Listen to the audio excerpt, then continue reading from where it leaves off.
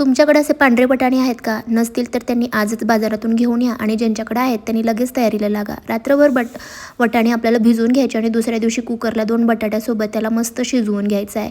त्यानंतर फोडणी करून घेऊयात.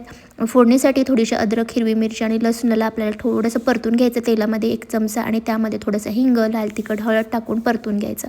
आता यामध्ये उकडलेले वाटाणे टाकून घ्यायचे, त्यासोबतच थोडासा बटाटा देखील खिसवून टाकायचा आणि याला मिक्स करून घ्यायचं. थोडंसं मॅशरच्या मदतीने याला मॅश करून घ्यायचं. यामध्ये 2 ते 3 वाट्या पाणी टाकायचं आणि रगडा मस्त 3 ते 4 मिनटं शिजवून घ्यायचा.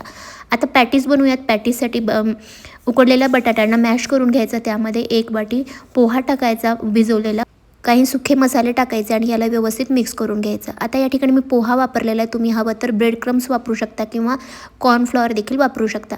आता दोन्ही बाजूनी पॅटीस तयार केलेले मस्त त्यावरती भाजून घ्यायचे थोड्याशा तेलामध्ये कुरकुरीत होईपर्यंत आणि त्यानंतर प्लेटिंग करून घ्यायची. मस्त ताटामध्ये रगडा काढून घ्यायचा, त्यावरती टिक्की टाकायची, परत रगडा टाकायचा, हिरवीगार चटणी टाकायची, मस्त आंबट गोड चटणी टाकायची, बारीक चिरलेला कांदा टोमॅटो टाकून घ्यायचा, बारीक शेव टाकून घ्यायचा, थोडासा चाट मसाला टाकायचा आणि मस्त सर्व करायचा आणि खाऊन घ्यायचा. रेसिपी आवडली तरी करून बघा आणि व्हिडिओला लाईक देखील करा. बाय.